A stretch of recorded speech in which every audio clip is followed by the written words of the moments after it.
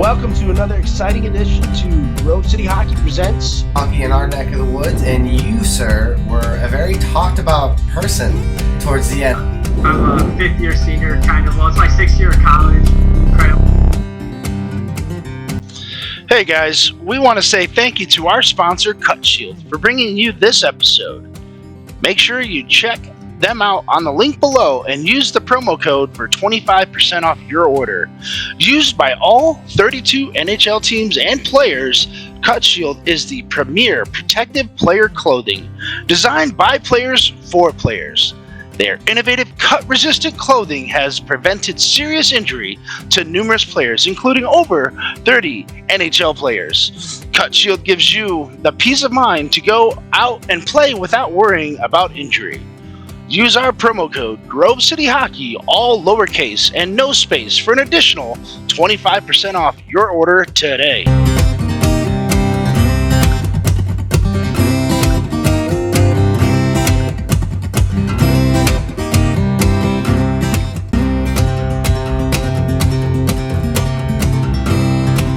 Welcome to GCH Podcast. I'm your host, Ben W. Sock, and with me is a returning guest, one of my favorites, Dylan Pattenaude. How you doing, brother? Doing pretty good. How about yourself? Oh, living the dream, man. So, you're playing with Henry Ford Junior College. You're coming back. You got playoffs. Your nationals are coming up April 17th. Out there it's Auburn, Maine, right? Yep. Yeah. Have you ever been out to that facility? What's that facility like if you've ever been there? I have not, but they're actually letting us practice. Like the day before, we got to rent out the floor for an hour. So on cool. The 16th, the day we get there, we're gonna practice. Nice. And you guys are a junior college competing in Division I. You're the only junior college in all of collegiate roller hockey right now. So this is pretty big if you think about it. Yeah, we had to do the same thing last year because no junior colleges signed up. And then my first year, 2 years ago, we actually won the junior college division. And then it just seemed like teams didn't want to sign up after that. Oh, well, that's their loss. I mean, yeah, because you're basically saying, hey guys, it doesn't matter how big or how small you are, we came to play, and we're gonna come and kick your butt, whether you like us or not. Yeah, we're going to Natty's with our captain out right now because he broke his wrist during during our conference finals. He broke his wrist, but we actually won the conference finals a couple weeks ago. It was our first conference final win in and you guys took history. out a national powerhouse, Michigan State Division II, 5-4, right? Yeah, we had to beat them twice that day. Ooh, and you had to beat them twice? Oh yeah, you won the first game 5-3 too. How bad that's pretty badass. Yeah, we were playing really good, and it was just a tight game, and just we got the lucky bounces. Yeah, well, tell us a little bit about that. Your season. You guys started out on a pretty good hot streak there. You guys you only had 2 losses in your first 7 games. And then you guys had a few losses like right in a row. I think it's when you and I had our first conversation, you guys were missing a couple of players right there, right? Yeah, we had a dude dislocated his shoulder and another guy tore his meniscus. Oof, those. Now, are those guys able to rehab and make it back and make it back to just in time for the championships? Yeah, the one that dislocated his shoulder, he came back in second semester in January or February, and then the other guy just dropped from our team. Oh, well, yeah, it's a bummer, man, because once you tear that meniscus, it's really tough to come back. It's always nice to hear those guys, sticking with it, but I'm sure he had his reasons, and sucks. Yeah. So now you guys got Bethel, your first round robin game, then you have Farmdale, your second game, and then your third one is Grand Canyon University, and then your fourth and final one is against Arizona State. You got Lindenwood in your pool, but you guys don't have to face each other, which is kind of nice, right? Yeah, we're very fortunate that we don't have to play them in round robin, so maybe we could get a higher seeding and then maybe see them in the final. That would be very sick. Now, tell us a little bit about Bethel. Tell us a little bit about Farmdale. And tell us a little bit about Grand Canyon and Arizona State. Uh, have you played it? Had a chance to play those schools before? I'm not Yeah, necessarily this season, but yeah, I guess you did play Bethel earlier yeah. this year. We played them earlier this year, back when our chemistry wasn't really that good, Mm-hmm. and we only had 5 guys the first game we played them, and we were in like a 9-6 game or something like that, and it wasn't too bad. But they just really play hard, and they got the legs to put the pressure on the whole game. Yeah, and then it looks like you guys lost 10-6, and then you guys kind of tried to rebound there in Palatine, and you lost 4-8. Yeah, So, but yeah. So then now with Farmdale, you haven't had a chance to really see them this year. Arizona, you did see that. Arizona State, you did see them. You won 4-3. that So was a very hard fought game. yeah, I can only imagine. They didn't. I don't think they had Lane Hartwell. I think he graduated. Yeah, he's gone overseas. Yeah, I mean, talk about a hell of a goalie if you had a chance to play against Yeah, him. You know, yeah, we had no chance against him last year. he's just one of those guys that when you see his name on the listed as the backstop, you're just going, ooh, we're in trouble. Yeah, So got to screen him at that point. well, that and if you got to move them, you just got to find a Yeah. way to get them to move and all that stuff. Yeah, and then Grand Canyon, you haven't had a really chance to see those guys play much at all this season as well, right? Yeah, just last year. We only played him once last year. Yeah. How was that team? I know it's kind of comparing apples to oranges, but how was watching that team? Because to be honest with you, that Grand Canyon University is kind of like come out of nowhere for me. It just seems like I didn't even know that was even a university or a college until earlier this year when I'm like, where's this GCU at? Yeah, one of the guys from the Lindenwood Gold team contacted like a bunch of colleges, and then that college reached out and said that they could start a program there, and they'd like help fund it a little bit. And he just got a bunch of guys to sign up. Last year was their first year, so they were like brand new, still learning each other. But I heard they're a lot better this year, and we only beat them 4-2 last year. Yeah. Yeah, and that's tough, especially when you don't have really any kind of scouting ability. I have some notes here, but with running, all of my errands and stuff like that, we're just getting stuff prepared for Easter. We got some new furniture in today.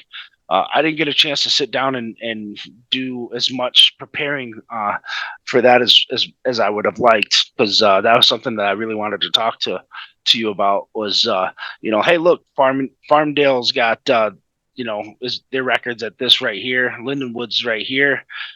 Grand Canyon's at this, but if I did that, it just kind of look a little wonky. So we'll try to avoid that. So, but yeah, so you got Grand Canyon followed up by Arizona State. That's going to be a tough game. But yeah, you guys are clicking on all cylinders. You've won your last 5 games. Your brother in net, he's only let in like the most is 4 goals, and in that stretch, most of the time it's just 2 goals. So, what are you guys doing to help him out in front of him by tightening up your defense? Because you guys are obviously doing something right. Do you feel like your chemistry now is just really starting to click on all cylinders, or do you guys have another gear that you guys haven't even shown anybody yet? Yeah, so after that Palatine tournament, we actually had our coach, like our head coach, tell us that he was going to leave our program, and that like we were just like the way we talked to each other and everything, it was just wasn't good. And come our like Indianapolis tournament that we had like February 17th and 18th, we only had our assistant coach come, and he's like Coach Frank, he's like 60, 70 years old, something like that. He was just ripping into us at practice, like making us skate, and was like, if you guys want your coach to come back, you guys had to be a team, play together, and we just really wanted our coach to come back so we could have a chance to play at conferences and nationals. And we just got tighter as a team and just played good ever since.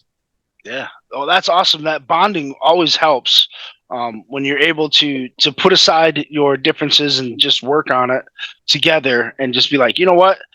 Hey, something just isn't clicking, but we need to figure it out, make adjustments, and let's get at it and do better. And it sounds like that's what you guys are doing. And you guys have turned the ship around, which is really nice. Yeah, so with that Indianapolis tournament, you guys really started to turn that ship around. You guys you won 7-3, 3-2 over a very tough Michigan State team. It seemed like you had Michigan State's number this year. I mean, you beat them you lost to them once, 7-3, but the rest of the time you beat them. So that's 4-1 right there. Yeah. Against them. So, heading into the championships or the conference championships, how are you guys feeling playing that first game? Because again, they were the higher seed, knowing you guys had to beat them not once but twice in order to win the championship. Yeah, we were kind of like, because we beat Ohio State like 7-3, and then we were kind of like Michigan State's going to beat Ohio State. Like, no offense to Ohio State, but we kind of knew we were going to play them again later in the day. But we just wanted to go out there and prove that we could beat them twice. So we just stuck to our game plan. We already beat them like 2 weeks prior to that, and we just knew what we had to do to get the job done. Cool. And then, so they must be, really reeling in from that, because that was held at Frazier, at the Big Boy Arena, right? Yep. Yeah. What a facility that is, right? Yeah, it was really nice because Mike Farinelli just got it all repainted on like the walls and stuff, the locker rooms. Yeah, they actually had like an announcer and stuff too there. Oh, that's awesome. Yeah, Mike's doing a really good job trying to grow the sport of roller hockey in Detroit at that Frazier facility. One of these days, I can't wait to hear that State Wars is going to come there, and they're going to have all 5 sheets. That'd be nice because there's enough seats there. Yeah, that's kind of what I'm hoping to hear at some point in my lifetime. Because that would be sick. How cool would it be to have the pro game in the big arena, and then all of your subsequent games are still going on nearby? I mean, they can have. I mean, what it's like to play at State Wars and Arch and all that stuff. So it'd be pretty phenomenal to see that. So now everybody knows that Lindenwood's the big team to that everybody's going to be gunning for. What is it that you guys are looking forward to, coming this championships? Is it playing a couple of teams that you're not familiar with, or is it really just getting that chance to win a national championship? We're really just looking to go as far as we can and make sure we do that by playing the way we play hockey instead of like down to some other team's levels or just not to our own level. And looking to play against like Grand Canyon again, maybe Rowan like in the playoffs because we've never played Rowan, and we just want to get past the first round. Yeah, that would be really cool. Yeah, you guys have a really good chance to make the finals, to make it past the first round, and then it's do or die after that, right? It's basically you win, you move on, you lose, you go home, right? Yep. All right. Well, this is Luke, everybody. Everybody say hi to Luke. Say, hey. All right. Well, I'm going to get this kid to bed. Dylan, I can't thank you enough for everything you've done. And I wish you guys the best this coming April 17th. It's going to be one of those things where you guys have a great chance to show that the younger or the smaller colleges have a great chance to do something great. So I'm looking forward to it. I'm going to be watching pretty intently. And again, I can't wish you guys enough luck. Just like you said, stay true to your game, play smart, play hard, and give them hell. Thank you.